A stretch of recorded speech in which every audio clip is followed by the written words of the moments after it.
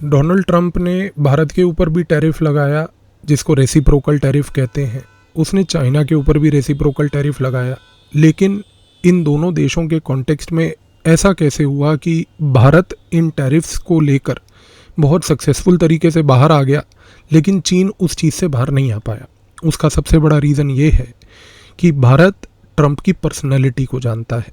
उसकी पर्सनैलिटी के बेसिस पे जो भारत ने असेसमेंट किया, उस असेसमेंट के तहत हमने जो काउंटर मेजर्स लिए, उसके बेसिस पे भारत आज की डेट में इन टैरिफ्स को सबसे सक्सेसफुली पूरे विश्व में आज की डेट में मैनेज कर चुका है। लेकिन आफ्टर ऑल ट्रंप की पर्सनैलिटी है क्या, जो कि चाइना नहीं समझ पाया या बाकी कई देश समझने में स्ट्रगल कर रहे हैं?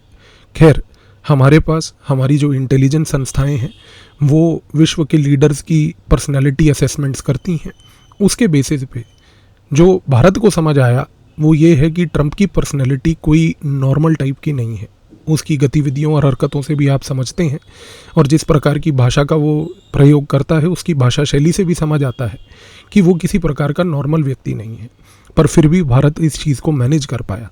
आज इस वीडियो में इकोनॉमिक्स की टेक्निकलिटीज़ को छोड़कर एक बड़े गहरे विषय पर चर्चा करके देखेंगे कि ट्रंप की पर्सनैलिटी, जिसको भारत ने प्रयोग करके टैरिफ्स को मिटिगेट किया, आज ये टैरिफ्स हैं, कल को ट्रंप के साथ कोई और ऐसे रिश्तों में आंच आती है तो उसको भी हम कैसे मिटिगेट कर पाएंगे। इसके लिए ट्रंप की पर्सनैलिटी आपको समझना अवश्य ज़रूरी है, क्योंकि आज अगर आपने ये समझ ली तो अगले 3.5 साल का जो कार्यकाल ट्रंप का है, आप इसी चीज़ को रोज़ होते हुए देखोगे। तो गौर से सुनिएगा। अगर हम ट्रंप के बारे में देखें तो ये कहना गलत नहीं होगा कि पहली बात तो वो एक हमेशा से पेरिफेरल आदमी था। पेरिफेरल का मतलब ये है कि उसको कभी मेन स्ट्रीम मीडिया में अटेंशन नहीं मिली। उसको मेन स्ट्रीम मीडिया में अटेंशन तभी मिली जब वो एक बड़ा व्यापारी बना।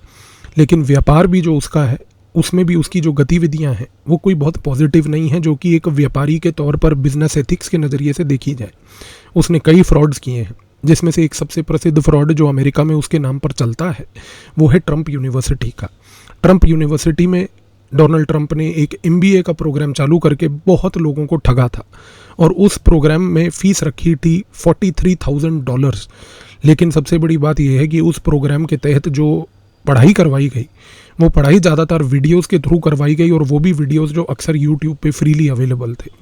इससे उसका नाम बहुत ख़राब हुआ। लेकिन सबसे बड़ी बात यह है कि उसकी एक और पर्सनैलिटी का जो ट्रेट है वो है कि वो माइंड पे, अगर माइंड लेवल पर देखें तो स्थिरता नहीं है, यानी कि उसका माइंड बड़ा वेवर करता है। एक हेड ऑफ द स्टेट जिसको ऐसे पागलपन के दौरे पड़े, बड़ा खतरनाक होता है। अब मैं ये किस बेसिस पे कह रहा हूँ? डोनाल्ड ट्रंप की आज की डेट में राजनीतिक लेवल पर कोई विचारधारा से वो जुड़ा नहीं है। उसका रीज़न ये है कि उसने अपना करियर जब बिजनेस वर्ल्ड से छोड़ा, और उसके बाद जब वो बेसिकली पॉलिटिकल पार्टी से जुड़ना शुरू हुआ, तो आपको आश्चर्य होगा ये सुनकर कि सबसे पहले वो डेमोक्रेटिक पार्टी से जुड़ा। उसके बाद डेमोक्रेट्स ने जब उसको भाव नहीं दिया तो उनको छोड़ के वो रिपब्लिकन्स में आया। एक जंक्चर पर जब रिपब्लिकन्स ने भी उसको भाव नहीं दिया था तो डोनाल्ड ट्रंप ने पार्टी छोड़कर एक अपनी नई रिफॉर्म पार्टी बनाई थी। इस रिफॉर्म पार्टी का जब कोई सक्सेस नहीं हुआ तो उसने फिर से वापस जाके रिपब्लिकन्स को ज्वाइन किया। रिपब्लिकन्स ने जब फिर से उसको इंटरेस्ट नहीं दिखाया, इसके बाद डोनाल्ड ट्रंप ने रिपब्लिकन्स को दूसरी बार छोड़ा और दूसरी बार डेमोक्रेट्स के पास गया। जब डेमोक्रेट्स में फिर उसको कोई अटेंशन नहीं मिली तो आज फाइनली तीसरी बार वो रिपब्लिकन्स में वापस आया है। तो असली पलटू राम हमारे यहाँ पर भारत का नीतीश कुमार नहीं, असली पलटू राम तो और कोई नहीं बल्कि डोनाल्ड ट्रंप है, जो कि नीतीश का चचेरा भाई है। इसके साथ साथ अगर आप ध्यान से देखें तो डोनाल्ड ट्रंप की कोर पर्सनैलिटी के तहत एक ट्रेड जो उसकी पर्सनैलिटी में बड़ा गौर तरीके से दिखता है वो है नार्सिस्टिक पर्सनैलिटी। नार्सिस्टिक पर्सनैलिटी का मतलब यहाँ पर यह है कि डोनाल्ड ट्रंप के साथ सबसे बड़ी समस्या है कि वो हर एक चीज़ का ग्रॉस एग्जैजरेशन करता है। ये ग्रॉस एग्जैजरेशन इस प्रकार का होता है कि उसको मज़ा आता है 2 की पॉइंट्स में, बुलिंग और लाइंग। बुलिंग का मतलब होता है कि दूसरों को तंग करना, और लाइंग यानी कि पदेशी लेवल पर झूठ बोलना। हर एक चीज़ में डोनाल्ड ट्रंप बहुत झूठ बोलता है, किसी भी चीज़ को जस्टिफाई करने के लिए वो झूठ बोलता है। और इसके साथ साथ उसकी पर्सनैलिटी में एक प्रॉब्लम है लो सेल्फ एस्टीम की, जिसको हम देखें तो यहाँ पर आज की डेट में ये चीज़ बड़ी स्पष्ट होते हुए दिखती है कि वो मैनिफेस्ट करती है एक हेडोनिस्टिक बिहेवियर के तहत। हेडोनिस्टिक लो सेल्फ एस्टीम का मतलब यहाँ पर ये हुआ कि उसको जब वो किसी भी प्रकार के निर्णय लेता है उसको हमेशा प्रेजेंट पे फोकस रहता है। हेडोनिस्टिक लोग वो ज़्यादातर पाए जाते हैं जिनको फ्यूचर से कोई लेन देन नहीं, जो कोई भी अपने निर्णय के फ्यूचर कॉन्सिक्वेंसेज को नहीं सोचते बल्कि इमीडिएट कॉन्सिक्वेंसेज को सोचते हैं। और अक्सर ये पर्सनैलिटी ट्रेड पाया जाता है उन लोगों में जिनका लो सेल्फ एस्टीम होता है। क्योंकि आज अगर हम डोनाल्ड ट्रंप की स्पीचेस को ऑब्जर्व करें, इंटरव्यूज़ को देखें, उसके जितने ट्विटर पे पुराने ट्वीट्स थे, या आज की डेट में जब वो लोगों से मुलाकात करता है, तो उससे एक चीज़ ये समझ आती है कि डोनाल्ड ट्रंप एक प्रेजेंट हेडोनिस्टिक है। प्रेजेंट हेडोनिस्टिक का मतलब उसको प्लेजर आज की डेट में मिलता है, फ्यूचर को लेके उसके कॉन्सिक्वेंसेज एक्शन के क्या होंगे उसको कोई लेना देना नहीं है। और ये इसलिए है क्योंकि डोनाल्ड ट्रंप को चाइल्डहुड ट्रॉमा था। जी हाँ, चाइल्डहुड ट्रॉमा इसलिए था क्योंकि जब डोनाल्ड ट्रंप छोटा था और जब वो बच्चा था, उस समय वो अपने बाप के साथ जब वो रहता था तो उसके बाप के पास बहुत पैसा था। लेकिन जब उसके बाप के पास पैसा होने के बाद, एक लग्जूरियस लाइफ जीने के बाद, दिक्कत ये हुई कि जब उसको 13 साल की उम्र में मिलिट्री स्कूल भेज दिया गया तो वो सारी लग्जरी से वो डिप्राइव हो गया। और उसको उसके बाद ये चीज़ समझ नहीं आई कि वो उस ट्रॉमेटिक एक्सपीरियंस को, कि एक लग्जूरियस लाइफ से जीते हुए सडनली एक मिलिट्री की डिसिप्लिन्ड लाइफ जीना, एक बेयर मिनिमम नेसेसिटी की लाइफ जीना, वो चीज़ को वो मैनेज नहीं कर पाया। और आज की डेट में इस चीज़ को वो मैनिफेस्ट करता है अपने इमोशनल इमेच्योरिटी के बिहेवियर में। आप एक चीज़ को समझने की कोशिश कीजिए, आज जब डोनाल्ड ट्रंप किसी को भी लेके कोई वर्बल चीज़ बोलता है, आपने गौर किया होगा कि जब भी वो कोई प्रकार की टिप्पणी करता है तो हर एक टाइम पे आप देखते हैं कि उसकी बातों में या तो सेल्फ ग्लोरी होती है, या वो हमेशा इस प्रकार की चर्चा करता है कि जैसे अजीब प्रकार की बातें हों। फॉर एग्जाम्पल, जैसे वो एक जनरलिस्ट सी स्टेटमेंट दे देगा कि मेक्सिको के सारे लोग जो हैं वो रेपिस्ट हैं। भाई ठीक है, मेक्सिको के कुछ लोग अमेरिका में आकर रेप जरूर कर रहे होंगे, पर इस प्रकार से ये कह देना कि उसके देश के सारे लोग रेपिस्ट हैं, ये होती है इमोशनल इमेच्योरिटी। इसके साथ साथ आप देखिए, कई बार वो ऐसी बात करता है, उसने एक बार एक मीडिया में स्टेटमेंट देते हुए बोला कि ओबामा का जन्म जो है वो तो अफ्रीका में हुआ था। फिर उसको बोला गया कि ऐसा नहीं है, तो फिर उसने तुरंत बोला कि नहीं नहीं, उसका जन्म तो एशिया में हुआ था। मतलब इस प्रकार की टिप्पणी करना, वो भी एक ऐसे व्यक्ति के लिए जो पहले भी एक राष्ट्रपति रह चुका है और तुम खुद भी एक राष्ट्रपति हो, तो कम से कम इतने बेसिक्स तो आपको पता होने चाहिए कि आपके देश में जो नेचुरली बॉर्न सिटीजन है केवल वही राष्ट्रपति बन सकता है, नॉट कि कोई दूसरे देश में पैदा हुआ वाला व्यक्ति हो। लेकिन इस प्रकार की स्टेटमेंट उसने दी। फिर उसने एक बार ये भी स्टेटमेंट दी कि न्यू जर्सी जो अमेरिका में एक बेसिकली स्टेट है, वहाँ के लोग बेसिकली 9/11 का जब अटैक हुआ था तो उस समय वो लोग तालियां बजा रहे थे, गुब्बारे फोड़ रहे थे, खुशियां मना रहे थे, केक काट रहे थे, जबकि ऐसा कुछ भी नहीं था। फिर उसने एक बार स्टेटमेंट ये भी दी अपने ही पॉलिटिकल विपक्ष को, जो कि डेमोक्रेट्स हैं, कि डेमोक्रेट्स जो हैं अमेरिका में लोगों को कह रहे हैं कि कुत्ते का मीट खाओ, बिल्ली का मीट खाओ। देखिए, आपकी विचारधारा की लड़ाई हो सकती है, लेकिन इस प्रकार की घोर अजीब प्रकार की टिप्पणियां करना, वो भी एक हेड ऑफ द स्टेट के लेवल पर, आप सोच के देखिए, क्योंकि अमेरिका का न्यूक्लियर बटन इस समय इस प्रकार के लो सेल्फ एस्टीम, हेडोनिस्टिक, नार्सिस्टिक व्यक्ति के हाथ में है। तो आप सोच सकते हैं कि ये कितना बड़ा एक इशू है। ट्रंप के साथ जो दूसरी समस्या है वो है सेल्फ ग्लोरी। सेल्फ ग्लोरी का मतलब ये है कि आप ट्रंप की कभी स्टेटमेंट्स को ऑब्जर्व कीजिए। वो स्टेटमेंट्स में क्या बोलेगा? आई एम वेरी स्मार्ट, मेरे से ज़्यादा तो खूबसूरत कोई पैदा ही नहीं हुआ। फिर वो अक्सर अपने विपक्षियों के साथ जब अपने आप को कंपेयर करता है तो वो ये कहता है कि वो लोग मुझे डिफीट इसलिए नहीं कर पाते क्योंकि मैं बड़ा गुड लुकिंग और हैंडसम हूँ। और फिर वो कहता है कि भाई आज मेरे पास सबसे ज़्यादा ग्लोरियस ब्रेन है। ये होता है एक नार्सिस्टिक का सबसे बड़ा ट्रेट, कि वो सेल्फ ग्लोरी में डूबा रहता है कि मैं मेरे से ऊपर कोई कुछ है ही नहीं, सब मूर्ख है। एक पॉइंट पर तो आकर डोनाल्ड ट्रंप ने ये बात तक बोल दी थी कि मैं तो भगवान का रूप हूँ।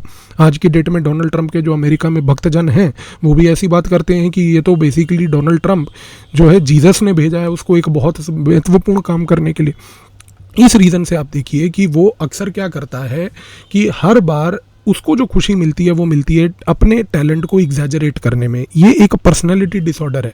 इसीलिए आप देखिए कि जब वो टैरिफ की बात करता है तो वो कहता है आई एम द बेस्ट, मेरे से ज़्यादा अच्छी टैरिफ कोई दूसरे देश को सिखा ही नहीं सकता।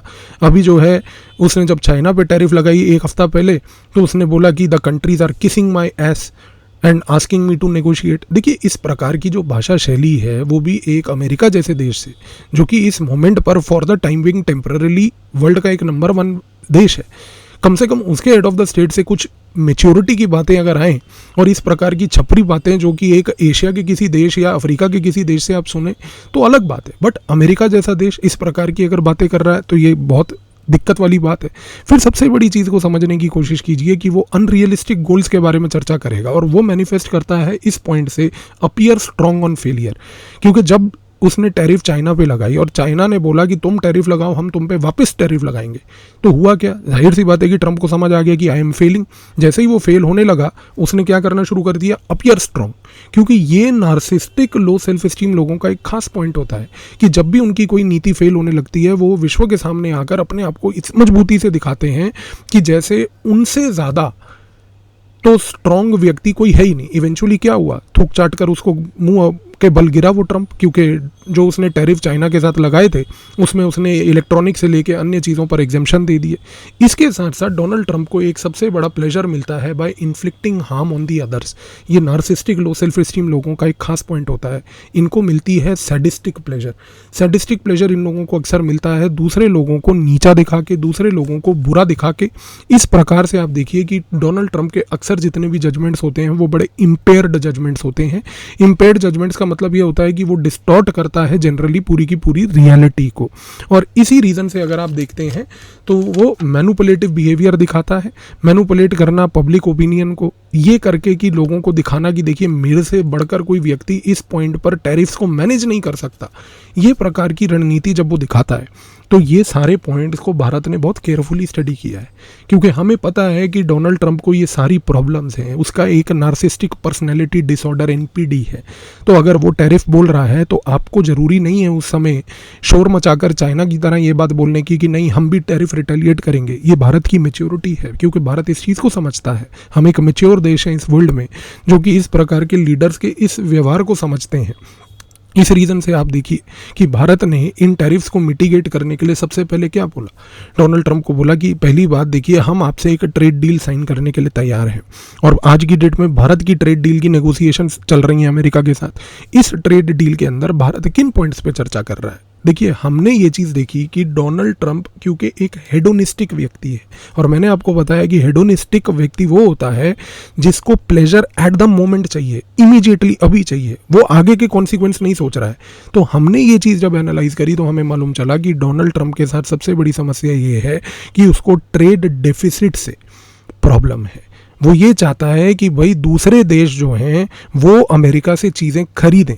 और आज भारत, क्योंकि जब तक आत्मनिर्भर अभियान चल रहा है, इस दौरान जब तक हम अपने सेल्फ सफिशिएंसी पैराडाइम पे फोकस कर रहे हैं, तब तक अभी भी हमें दूसरे देशों से कुछ चीज़ें लेने की आवश्यकता है।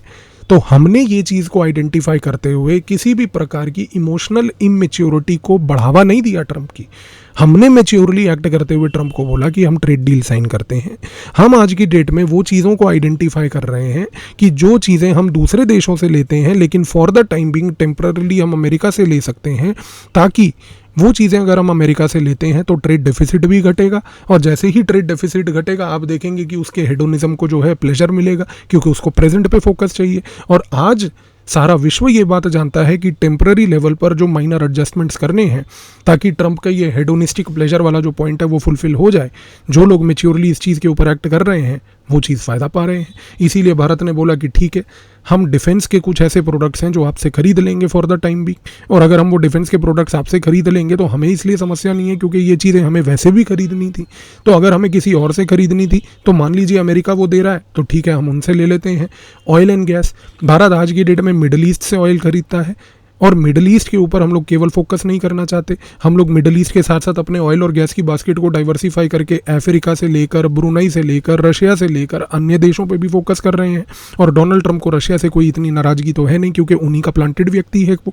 तो इस कॉन्टेक्स्ट में ये कहना गलत नहीं होगा कि यहाँ पर ऑयल एंड गैस को लेकर भी हमने जो डाइवर्सिफिकेशन अमेरिका को लेकर किया, इससे डोनाल्ड ट्रंप फिर खुश है, क्योंकि ये अगर ऑयल एंड गैस हम अमेरिका से खरीदेंगे for the time being diversify करते हुए तो फिर ट्रेड डेफिसिट घटेगा। तीसरा पॉइंट, भारत आज अपने आपको एक कनेक्टर इकोनॉमी बनाने की कोशिश कर रहा है। और इस पॉइंट पे गौर कीजिए कि कनेक्टर इकोनॉमी का मतलब ये है कि जितनी लड़ाई अमेरिका और चाइना के बीच में होगी, उस लड़ाई में सबसे बड़ा फायदेमंद देश कोई होगा तो वो भारत होगा। और वो कनेक्टर इकोनॉमी का मतलब यहाँ पर ये हुआ कि आप अपने आप को प्रस्तुत इस तरीके से विश्व के सामने कीजिए कि जो कंपनी चीन से निकलकर अगर वो किसी दूसरे देश में जाना चाहती है तो वो साउथ कोरिया हो गया, ताइवान हो गया या जापान हो गया, वहाँ जाने की तो परिस्थिति रखती नहीं है। तो अगर उसको चीन से निकल के अपनी सप्लाई चेन को कहीं दूसरे देश में लाना है तो इमीडिएट लेवल पर जो देश यहाँ पर बेनिफिशियरी बनेगा वो है भारत, क्योंकि भारत के पास इस मोमेंट पर लेबर भी है, भारत के पास ईज ऑफ डूइंग बिजनेस भी है, भारत के पास आज की डेट में बिजनेस को प्रमोट करके बिजनेस को इंडिया में लाकर अग्रेसिवली लाना और उससे बेसिकली फ़ायदा उठाना। कोई भी ऐसी कंपनी जो अपने आप को रीलोकेट करके चीन से आना चाहती है वो कनेक्टर इकोनॉमी भारत बनने की कोशिश कर रही है, यहाँ से भी अमेरिका को फ़ायदा होगा। साथ साथ ही अगर आप देखें तो हार्ले डेविडसन पे कम करने की ड्यूटी जो है, बॉर्बन विस्की जो कि अमेरिका में विस्की बनती है, खैर ये विस्की होती बड़ी वाहियात सी, क्योंकि हमारे यहाँ लोगों को आज की डेट में आदत है वो हेवर्ड 5000, वही जो बेसिकली कुछ मुख्यमंत्री हेवर्ड भेज रहे थे लड़कों को, आपको याद होगा। तो ये हार्ले और बॉर्बन, ये दो चीज़ों पे हमने ड्यूटी ऑलरेडी कम कर दी। और इसके साथ साथ डाइवर्सिफिकेशन, कि भारत आज की डेट में अपने एक्सपोर्ट बास्केट में और इंपोर्ट बास्केट में चीज़ों को आइडेंटिफाई कर रहा है। लेकिन इस डाइवर्सिटी के दौरान भारत ने एक चीज़ अमेरिका को बोल दी है कि देखिए हमारे लिए कुछ रेड लाइंस हैं, जिसमें से सबसे महत्वपूर्ण रेड लाइन ये है कि हम आपके साथ ये सारी चीज़ें एक्सप्लोर करने के लिए तैयार हैं, प्रोवाइडेड कि जो हमारा एग्जिस्टिंग मार्केट एक्सेस है आप उसको रोकेंगे नहीं और कम नहीं करेंगे। और कहीं ना कहीं अमेरिका के अंदर इस चीज़ को लेके एक सहमति भी है कि ठीक है, आपका जो इस मोमेंट पर अमेरिका में मार्केट एक्सेस है हम उसको ऑल्टर ना करते हुए आप हमारे को इन एरियाज़ में मार्केट एक्सेस प्रोवाइड कीजिए। तो घूम फिर कर ये पूरी पर्सनैलिटी के सारे ट्रेड्स को समझने के बाद भारत की ये जो मैच्योर नीति है, इस नीति को समझेंगे अगर आप तो ध्यान से आपको क्लियर होगा कि किस प्रकार से ट्रंप की ये जो इमेच्योरिटी वाला व्यवहार है, किस प्रकार से ट्रंप का ये जो पूरा का पूरा बुलिंग, लाइंग, लो self esteem, hedonism, emotional immaturity type की चीज़ें हैं वो कभी भी भारत के साथ इस प्रकार से मैनिफेस्ट नहीं करती।